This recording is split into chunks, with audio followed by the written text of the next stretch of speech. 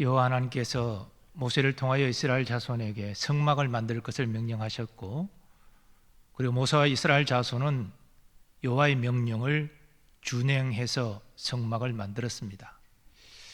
이제 하나님께서는 성막과 그 모든 부속물을 배치하고 성막을 봉헌할 것을 명령하십니다. 1절부터 15절까지가 그 내용입니다. 모세는 여호와께서 명하신 대로 성막을 세우고 봉헌합니다. 16절부터 33절까지 내용입니다. 그때 여호와의 영광이 성막에 충만히 임하였습니다. 이 내용들을 좀 더 세분하여 살펴보면, 먼저 하나님은 성막 봉헌을 명하실 때 봉헌 날짜를 구체적으로 지명하십니다. 너는 첫째 달 초하루에 성막 곧 회막을 세우고. 그런데 이 하나님께서 이스라엘 자손을 출애굽시키실 때 모세와 아론에게 이런 말씀을 하셨습니다. 이 달을 너희에게 달의 시작 곧 해의 첫 달이 되게 하고. 이전에는 짐작컨대 애굽 땅에 살았기 때문에 이스라엘 자손은 애굽 달력을 썼을 것입니다. 그런데 하나님께서는 출애굽시키시면서 유대력을 주셨는데, 바로 출애굽하는 그 달을 1월 달로 삼아라. 오늘날 양력으로 따지면 약 3월에서 4월 정도 사이가 됩니다. 그것을 첫 달로 삼으라 명하셨습니다. 그러므로 성막 봉헌 날인 첫째 달 초하루는 이스라엘 자손이 출애굽하고 해가 바뀐 첫날을 의미합니다. 하나님께서 이렇게 특별한 날에 성막 봉헌식을 할 것을 명하신 것은, 성막을 봉헌하면서 하나님이 어떻게 자신들을 출애굽의 구원을 행하셨는지 기억하고 감사하며 찬양과 경배를 드리도록 하기 위함이었습니다. 그리고 하나님은 성막 기물을 어떻게 배치할지를 모세에게 구체적으로 지시하십니다. 하나님은 성막 본체를 먼저 만들게 하시고, 그리고 그 지성소 안에 전구궤를 두고 휘장으로 전구궤를 가리게 하셨습니다. 그리고 성소에 진설병상을 두고 진설병을 차려 놓을 것을 명하셨고, 그리고 등잔대에 등잔불을 올려놓아 밝히 비치게 할 것을 명하십니다. 그리고 분향단을 전국의 휘장 앞에 두도록 명령하셨습니다. 이어서 회막 문 앞에 번제단을 두게 하시고, 번제단과 회막 사이에 물두멍을 두어 그 물두멍에 물을 채우도록 명하십니다. 그리고 뜰 사면 주위에 포장을 치고 뜰 문에 휘장을 들이워 밖에서는 안을 볼 수 없도록 할 것을 명령하셨습니다. 이렇게 성막이 다 배치되고, 그리고 다 기물이 배치된 이후에 거룩한 관유를 성막과 그 안에 있는 모든 기구에 바르라 명령하셨습니다. 또 번제단과 그 부속물에도 바르고 물두멍과 그리고 물두멍에 속한 부속물에게도 다 바를 것을 명령하십니다. 성막과 그 모든 부속물은 하나님이 임재하시는 것과 관련되어 있고, 또 하나님의 일과 관련되어 있기 때문에 거룩하게 구별되어야 했기 때문입니다. 그리고 하나님은 아론과 그 아들들을 제사장으로 세워 그 직분을 감당하게 하라 명령하십니다. 너는 또 아론과 그 아들들을 회막문으로 데려다가 물로 씻기고 아론에게 거룩한 옷을 입히고 그에게 기름을 부어 거룩하게 하여 그가 내게 제사장의 직분을 행하게 하라. 너는 또 그 아들을 데려다가 그들에게 겉옷을 입히고 그 아버지에게 기름을 부음같이 그들에게도 부어서 그들이 내게 제사장의 직분을 행하게 하라. 하나님이 이렇게 명령하셨습니다. 그리고 모세는 하나님이 명하신 대로 다 행하였습니다. 모세가 그같이 행하되 곧 여호와께서 자기에게 명령하신 대로 다 행하였더라. 모세는 먼저 여호와께서 지명하신 날짜에 성막 봉헌식을 거행합니다. 둘째 해 첫째 달 곧 그 달 초하루에 성막을 세우니라. 이스라엘 자손이 출애굽한 날짜는 유대력으로 1월 15일입니다. 그러니까 만 1년이 조금 안 된 해가 바뀐 1월 1일에 성막 봉헌식을 거행한 것입니다. 물론 모세가 직접 성막을 세워 봉헌한 것은 아니고 부살렐과 오홀리압에게 하나님의 명을 전해서 저들이 성막을 세웠을 것입니다. 그 구체적인 과정을 보면 하나님이 명하신 대로 따라서 순종합니다. 먼저 성막 본체를 세웁니다.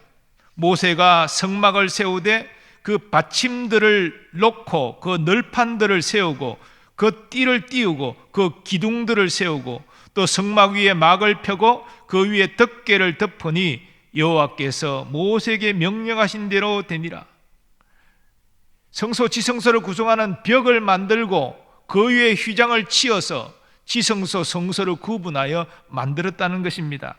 이렇게 성막 본체가 완성된 이후에는 하나님이 명하신 대로 지성소의 정극에 십계명의 두 돌판을 담고 있는 정극에를 안치했습니다. 그리고 지성소 휘장을 침으로 말미암아 그 정극에를 가렸습니다. 그리고 성소 북쪽에는 진설병상을 진설했고, 그리고 성소 남쪽에는 등잔대를 세워서 마주보게 했습니다. 그리고 서쪽 지성소 휘장 바로 바깥에는 분향단을 두어서 향기로운 향을 살랐습니다. 그리고 그 성막 본체를 나와서 뜰로 나와 번제단을 또 물두멍을 위치시켰습니다. 본문에는 제사장 위임식이 증거되지 않는데 이 제사장 위임식은 레위기 8장에 가면 성막 갖고 모든 기구에 거룩한 관유를 바르고 이어서 이 제사장 위임식이 거행된 것이 증거됩니다. 모세는 하나님의 명대로 성막을 세우고 봉헌했습니다. 그때 구름이 해막에 덮이고 여호와의 영광이 성막에 충만했습니다. 이 구름은 일반적인 구름이 아니라 하나님의 임재를 나타내는 특별한 영광스러운 구름이었습니다. 아론이 이스라엘 자손의 온 회중에게 말하며 그들이 광야를 바라보니 여호와의 영광이 구름 속에 나타나더라. 성경에서 여호와가 임재하실 때는 구름과 불이 함께 나타나는 것을 보게 됩니다. 하나님은 구름으로 불로 자기 영광의 실체를 가리십니다. 왜냐하면 사람이 하나님의 진면목을 직접 보고서는 살 수가 없기 때문입니다. 여러분, 여호와 하나님께서 시내산에 강림하셔서 모세를 통하여 이스라엘 자손과 언약을 맺으실 때 그 장면을 보면 구름 가운데 화염이 충만하고 그 가운데 여호와께서 강림하시니라, 이렇게 성경이 기록되어 있는 것을 확인하게 됩니다. 또 하나님은 광야에서 구름 기둥 불 기둥으로 이스라엘 자손을 인도하셨습니다. 여호와께서 그들 앞에서 가시며 낮에는 구름 기둥으로 그들의 길을 인도하시고 밤에는 불 기둥으로 그들을 비추사 낮이나 밤이나 진행하게 하시니, 정확하게 말하면 하나님은 구름 가운데 불 가운데 임하셔서 이스라엘 자손을 인도하고 계셨습니다. 낮에는 구름 기둥이 이스라엘 자손 앞에서 움직였습니다. 밤에는 불 기둥이 이스라엘 앞에서 움직여서 저들을 인도했습니다. 그러므로 낮에는 구름 기둥을 따라 밤에는 불 기둥을 따라 이스라엘 움직이면 됩니다. 하나님께서 저들에게 친히 구름 기둥 불 기둥으로 나타나시사 저들의 갈 길을 인도하신 것입니다. 그러므로 여호와의 임재를 나타내는 구름이 해막에 덮이고 여호와의 영광이 성막에 충만했다는 것은 무엇을 의미합니까? 여호와 하나님이 그 성막에 임하셨다는 것입니다. 이스라엘 자손이 이 성막을 봉헌하는 것을 하나님이 기쁘시게 받으셨다는 것입니다. 모세는 회막이 구름에 덮이고 또 여호와의 영광이 성막에 충만하자 감히 성막 안으로 들어갈 수 없었습니다. 그러나 과거 시내산에서 여호와 하나님이 모세를 부르사 그 구름 안으로 들어가 하나님을 만났던 경험처럼 하나님이 모세를 부르시면 그 하나님의 임재 가운데로 모세가 나아갈 수 있었습니다. 레위기 9장 23절 이하에는 모세가 하나님이 허락하시사 그 영광의 임재 가운데 들어갔다가 나온 사실이 이렇게 증거됩니다. 모세와 아론이 회막에 들어갔다가 나와서 백성에게 축복하며 여호와의 영광이 온 백성에게 나타나며 불이 여호와 앞에서 나와 제단 위에 번제물과 기름을 사른지라 온 백성이 이를 보고 소리 지르며 엎드렸더라. 모세와 아론은 그 영광이 충만한 성막 안으로 하나님이 허락하셔서 들어갔습니다. 그리고 나왔습니다. 나와서 이스라엘 자손을 축복하였습니다. 그때 여호와의 영광이 온 백성에게 나타나 불이 여호와 앞에 나와 번제단의 제물과 그 모든 기름을 불살랐습니다. 이렇게 성막에 임하신 하나님의 영광, 그 영광의 임재는 구름기둥, 불기둥으로 이스라엘 백성에게 보였는데 하나님의 임재를 상징하는 이 구름이 성막에 떠오르면 구름이 움직입니다. 그러면 이스라엘 자손은 성막과 진을 다 챙겨서 가지고 그 구름기둥이 움직이는 것을 따라서 행진해야 됐습니다. 그리고 구름기둥이 성막 위에 머물러 서 있으면 거기에 성막을 진설하고 사방에 진을 치고 거기에 머물러야 했습니다. 하나님이 가라 그러시면 가야 되고 하나님이 멈추라 그러시면 멈춰야 했습니다. 이렇게 이스라엘 자손이 구름기둥, 불기둥, 즉 하나님의 인도하심을 받을 때는 저들은 안전했습니다. 하나님께서 이스라엘 자손과 동행하고 계시기 때문입니다. 오늘 본문은 말씀드린 대로 성막 봉헌에 대한 여호와 하나님의 명령과 그리고 이에 대하여 모세와 이스라엘 자손이 순종한 사실을 증거합니다. 그런데 이 내용을 통해서 우리는 하나님이 자기 백성에게 요구하시는 것이 무엇인지 그것을 깨닫게 되고 우리의 신앙생활에 적용할 수 있게 됩니다. 첫 번째로 하나님은 자기 백성에게 정결한 마음과 몸을 요구하십니다.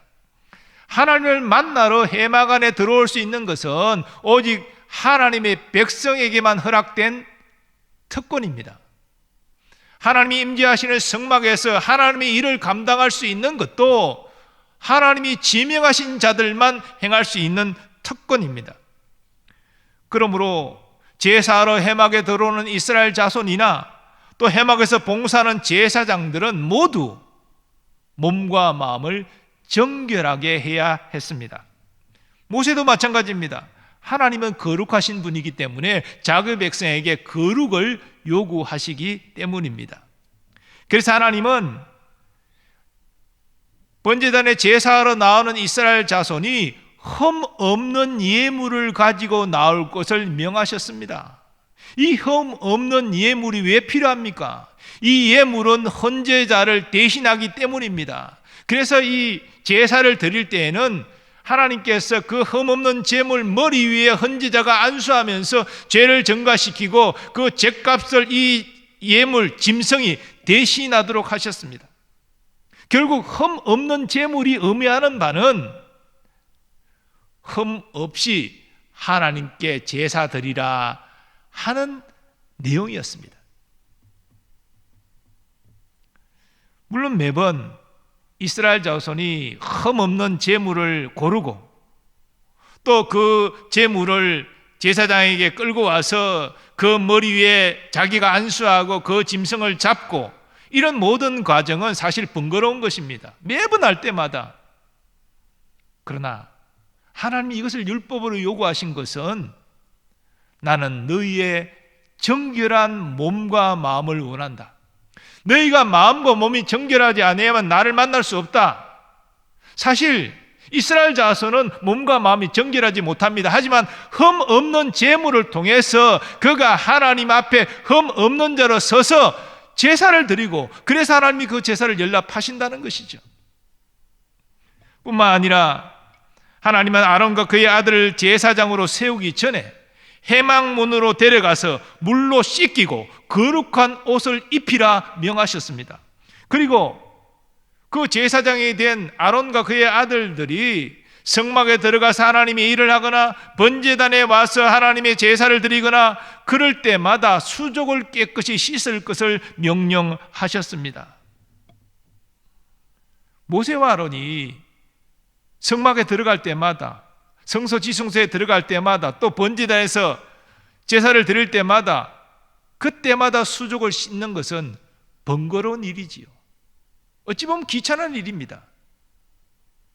하지만 사람의 손과 발은 가장 더럽혀지기 쉬운 부분입니다. 그래서 하나님의 일을 감당할 때에 최소한 손과 발을 깨끗하게 씻으라, 하나님 명하신 것입니다. 그리고 이 명령을 통해서 하나님이 진짜 원하셨던 것은 너희가 손과 발을 깨끗이 씻듯이 너의 몸과 마음을 정결하게 하라, 이것이 하나님의 본래 뜻이었습니다.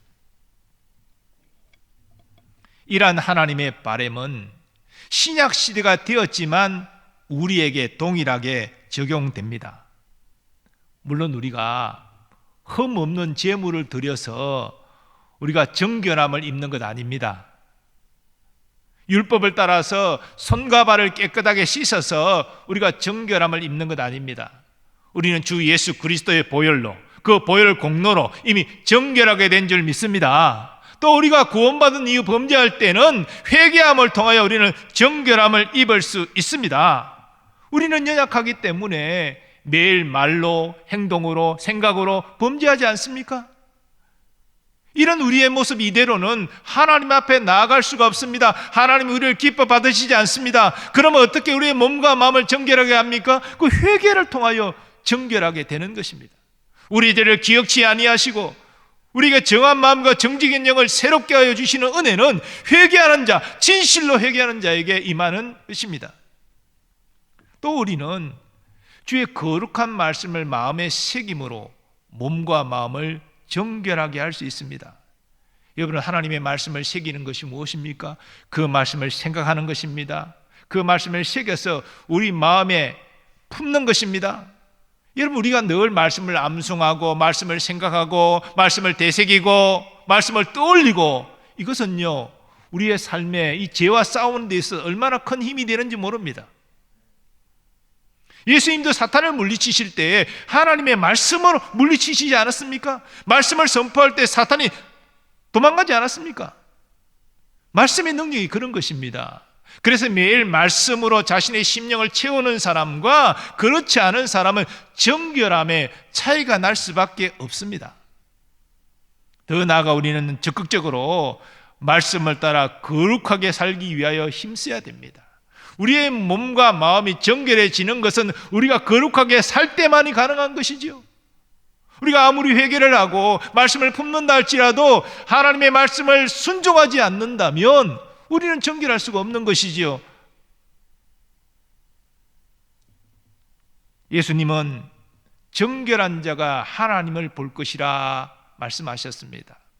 그 말은 하나님이 몸과 마음이 정결한 자를 기뻐하신다는 것이죠. 그래서 그를 만나주시고 하나님의 영광을 보게 하신다는 것입니다. 우리 모두 회개함으로, 거룩한 말씀을 품음으로, 그 말씀을 따라 거룩하게 행함으로 몸과 마음을 정결하게 하기를 소원합니다. 두 번째로, 하나님은 자기 백성에게 순종을 요구하십니다. 이 성막 제작과 봉헌은 모세가 생각한 것이 아니죠. 이스라엘 장로들이 모여서 회의해가지고 결정한 것도 아닙니다. 요 하나님이 모세를 통하여 이스라엘 자손에게 명령하신 것입니다. 이렇게 제작하라. 이제는 몇 월 며칠에 구체적으로 이렇게 배치해서 성막 봉헌식을 하라. 하나님이 명령하신 것입니다. 자, 그런데 이 성막을 제작하는 과정, 결코 쉬운 일이 아니었습니다. 첫째로, 이 성막 제정 명령을 받은 곳이 어디입니까? 시내산 아래 광야에서 이스라엘 자손이 모세를 통하여 명령을 받았습니다. 광야가 어떤 곳입니까? 사람이 살 수 없는 곳입니다. 먹을 것을 구하지 못하는 곳입니다. 그래서 하나님이 만나를 내려주셨고 메추라기를 내려주셨고 또 반석에서 물을 주시지 않았습니까? 하나님의 도움 없이는 살 수 없는 것이 광야입니다. 근데 그 광야에 있는 이스라엘 자손에게 성막을 만들라, 어디서 성막을 만들 재료를 구한단 말입니까? 먹을 떡 하나도 구할 수 없는 곳이 광야인데 그 보석들, 그 진귀한 염소털 가죽 비롯해서 바다 해달의 가죽, 아니 해달의 가죽은 또 어디서 구한단 말입니까? 그런데 하나님이 이미 모든 것을 준비시켜 놓으셨습니다. 이스라엘 자손이 애굽을 떠날 때 하나님은 모세를 통하여 이스라엘 자손에게 명령하셨죠. 애굽 사람에게 너희가 필요한 물품을 구하면 애굽 사람들이 줄 것이다. 가지고 와라. 사실 이것은 이스라엘 자손 오랜 노역에 시달린 그 값을 하나님이 취하게 하신 것입니다. 여호와 하나님이 너무나 두려웠기 때문에 애굽 사람들은 이스라엘 자손이 원하는 대로 모든 물품을 다 공급했습니다. 주었습니다. 그래서 그걸 가지고 나왔는데 이스라엘 자손은 막상 욕심으로 또 이렇게 가져왔을지 모르지만 이 용도가 무엇인지 몰랐죠. 그러나 그것이 성막을 만드는 데 필요한 것들이었습니다.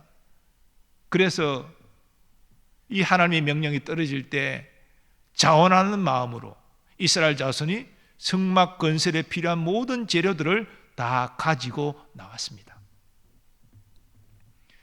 그런데 재료는 있지만 말로만 들은 이 성막과 그 기물들을 어떻게 만든단 말입니까? 무슨 그림을 본 것도 아니고 사진으로 본 것도 아니고 그저 모세를 통하여 전해들은 말로만 이 성막과 그 모든 부속물을 만들어야 되는데 어떻게 이것을 만들 수 있습니까? 근데 하나님은 부살렐 오홀리압을 성령으로 충만케 하셔서 비상한 재주를 가지게 하시고 마음의 감동을 입은 자들의 협력자로 세우셔서 그 모든 것을 만들어내게 하셨습니다. 부살렐 오홀리압이 그 모세가 전하는 그 하나님의 말씀대로 그들은 순종해서 성막과 그 모든 부속물을 만들게 된 것입니다. 그리고 이제 여호와께서 명하신 대로 성막을 세웠습니다. 하나님이 말씀하신 대로 순종한 것이지요. 오늘 본문을 보면 여호와께서 모세에게 명령하신 대로 되니라, 이것이 계속 반복되는 것을 보게 됩니다. 이렇게 여호와께서 모세에게 명령하신 대로 순종하니, 그래서 성막을 만들어서 봉헌하니 여호와의 영광이 성막에 충만히 임한 것입니다. 실로 하나님은 자기 백성이 순종하는 것을 기뻐하십니다. 여러분, 순종이 왜 하나님을 기쁘시게 합니까? 그것은 하나님의 권위를 인정하는 것이고, 그래서 하나님의 권위를 인정하는 것이 하나님을 기쁘시게 하는 것입니다. 우리가 국가와 대통령의 권위를 인정할 때 국가의 요구와 대통령의 어떤 말을 우리가 따르지 않습니까? 그 권위를 인정하는 거예요. 그러나 권위를 인정하지 않으면 국가가 뭐냐, 대통령이 뭐냐, 나는 내 갈 길 가겠다, 이 권위를 인정하지 않는 것이지요. 하나님은 자기 백성에게 권위를 인정받기를 원하십니다. 순종이 바로 권위를 인정하는 행동입니다. 그래서 순종하는 자가 하나님의 복을 받는 것이죠. 성경을 보면 솔로몬 왕이 하나님께 1000번의 번제를 바친 이후에 여호와께서 나타나셔서 내가 너에게 무엇을 줄꼬? 이렇게 물으실 때 솔로몬이 무엇을 구했습니까? 백성을 잘 재판할 수 있는 지혜로운 마음을 달라고 했습니다. 이 지혜로운 마음을 문자적으로 풀면 두 가지 의미가 있는데요, 듣는 마음 그리고 순종하는 마음입니다. 여기에서 하나님의 지혜가 무엇인지를 깨닫게 되지요. 하나님이 주신 지혜가 있는 사람은 하나님의 말씀을 잘 듣고 순종한다는 것입니다. 솔로몬의 지혜가 어디서 왔습니까? 하나님의 말씀을 잘 듣고 순종하는 데서 왔다는 것이죠. 우리가 지혜로운 마음을 가지고 하나님의 복을 받으려면 하나님의 말씀을 잘 듣고 순종해야 됩니다. 자, 그런데 이 하나님 말씀을 잘 듣는 것이 쉽지 않고 또 들었다 할지라도 순종하는 것이 쉽지 않습니다. 왜냐하면 순종하려면 내 생각, 내 야망, 내 욕심 이런 거 내려놔야 되는데 이게 내려놓는 것이 쉽지 않기 때문입니다. 그래서 여러분, 처음부터 너무나 거창한 거 큰 순종 하려고 하지 마세요. 할 수 있는 작은 순종부터 먼저 하는 것이 중요합니다. 우리가 작은 순종일지라도 간단한 순종일지라도 순종하면 하나님이 은혜를 주십니다. 그러면 우리는 더 어려운 순종, 더 큰 순종 감당할 수 있습니다. 예수님께서 말씀하셨잖아요. 작은 일에 충성된 자가 큰 것에도 충성된다고. 하나님 작은 일에 충성한 자에게 큰 충성을 맡기시고 요구하시지요. 작은 일도 순종하지 않는데 어떻게 큰 순종을 감당할 수 있습니까? 오늘 순종도 잘한다는 것을 보게 됩니다. 순종하면 더 큰 순종하게 되고 더 큰 은혜 받게 되고 더 큰 복을 받게 되는 것이지요. 이런 은혜가 여러분 모두에게 있으시기를 예수님의 이름으로 축원합니다. 세 번째로, 하나님은 자기 백성이 하나님의 인도하심을 따르기를 원하십니다. 애굽에 10가지 재앙을 내리신 하나님은 이제 이스라엘 자손을 출애굽시키시면서 이스라엘 자손을 홍해 광야길로 인도하십니다.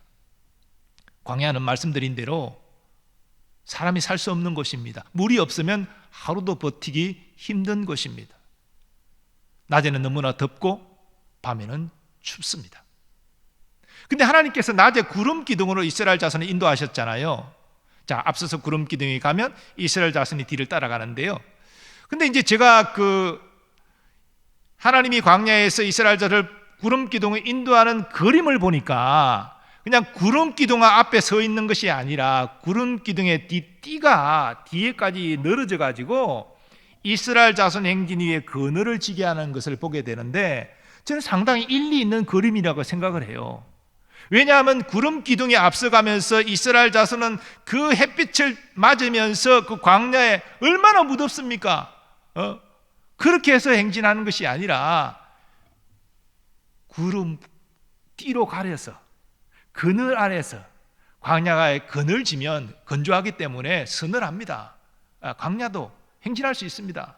그런 상황 가운데 행진하게 했을 것이다. 그래서 그런 그림이 상당히 합리적이다, 저는 그런 생각을 합니다.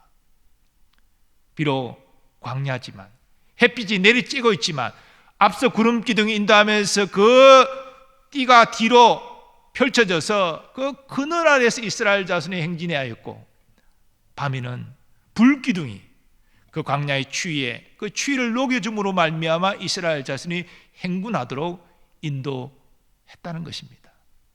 무엇입니까? 하나님을 신뢰하고 하나님이 인도하시는 대로 행하면, 하나님이 가라 그러시면 가고 멈추라 그러면 멈추면 이스라엘 자손은 안전했다는 것입니다. 자, 그런데 위기가 왔습니다. 광야길로 가다가 돌이켜 홍해로 내려와서 홍해바다 앞에 장막을 치게 하셨는데 이스라엘 자손은 지쳤으니까 홍해바다 앞에서 행군을 멈추고 장막을 쳤습니다. 그런데 문제가 생겼습니다. 바로가 이스라엘 자손을 보낸 것을 후회하고 군대를 동원해서 추격합니다. 그 추격하는 군대가 보이는 거예요. 그런데 앞에는 홍해, 뒤에는 애국 군대가 닥치고 있으니 두려워서 부르짖기 시작합니다. 이제 하나님께 믿음으로 간구한 것이 아니라 비명을 지른 것입니다.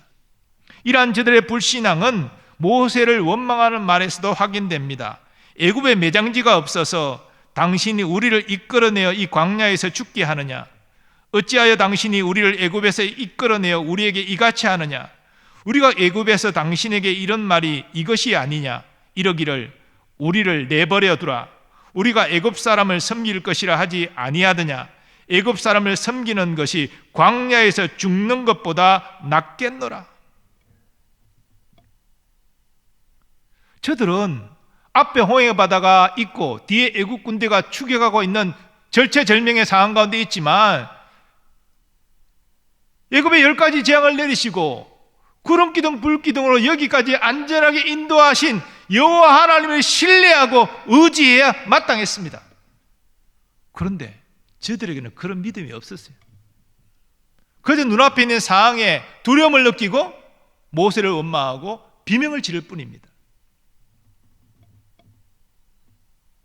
저들이 그런 위기 상황 가운데 있다 할지라도 여전히 하나님을 신뢰하고 의지했다면 얼마 지나지 않아 모세를 통하여 홍해가 갈라지고, 그리고 홍해 가운데 저들이 안전하게 건네고 뒤따르던 애국 군대는 물이 다시 합쳐짐으로 몰살되는 것을 보게 되었을 터인데, 저들의 믿음 없음으로 말미암아 모세를 원망하면서 간접적으로 하나님을 원망했다는 것입니다. 사랑하는 여러분, 여러분 얼마나 하나님을 신뢰하고 하나님의 인도하심을 확신하십니까? 어떤 상황 가운데서도 낙심절망하지 않고 두려워하지 않고 신실하신 하나님, 선하신 하나님 신뢰하고 의지하고 그 인도하심을 따라갈 믿음을 가지고 계십니까?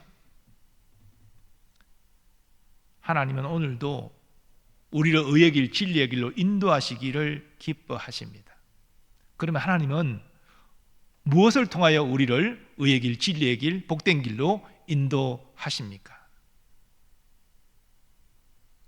복잡하지 않습니다.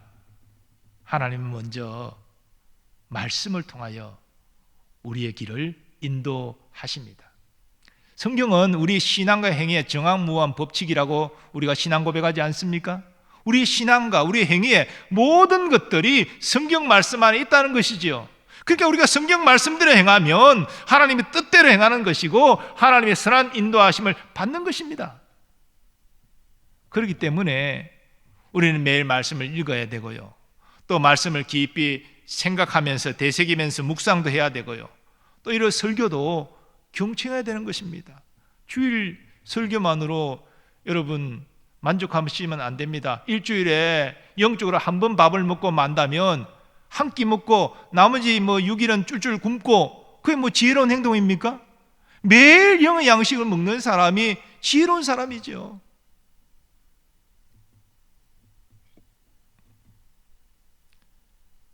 말씀을 읽고 묵상하고 설교를 경청하는 가운데 하나님이 우리에게 말씀하십니다.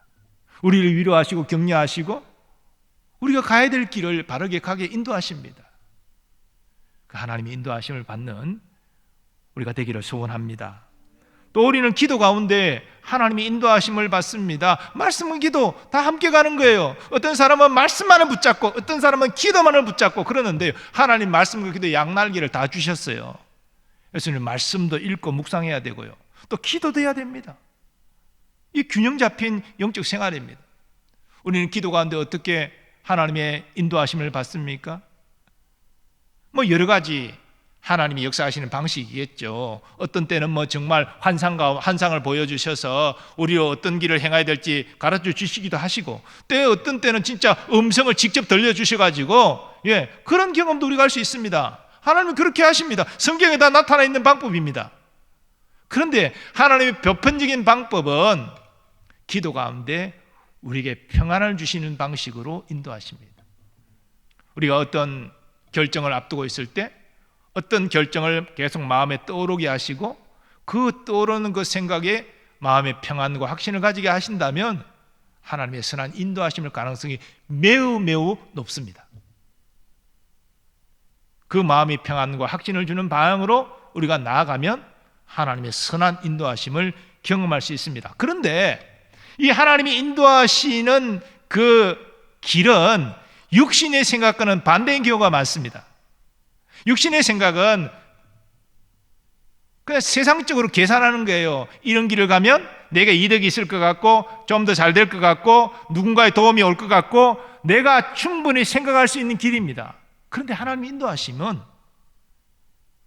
그런 육신의 생각과 반대되는 경우가 많습니다. 그런데 분명히 이 길을 가면 어려운데 아무도 날 도와줄 사람이 없는데 이건 내가 처음 가보는 길인데 인간적으로 두려움이 오잖아요. 그런데도 마음이 평안한 거예요.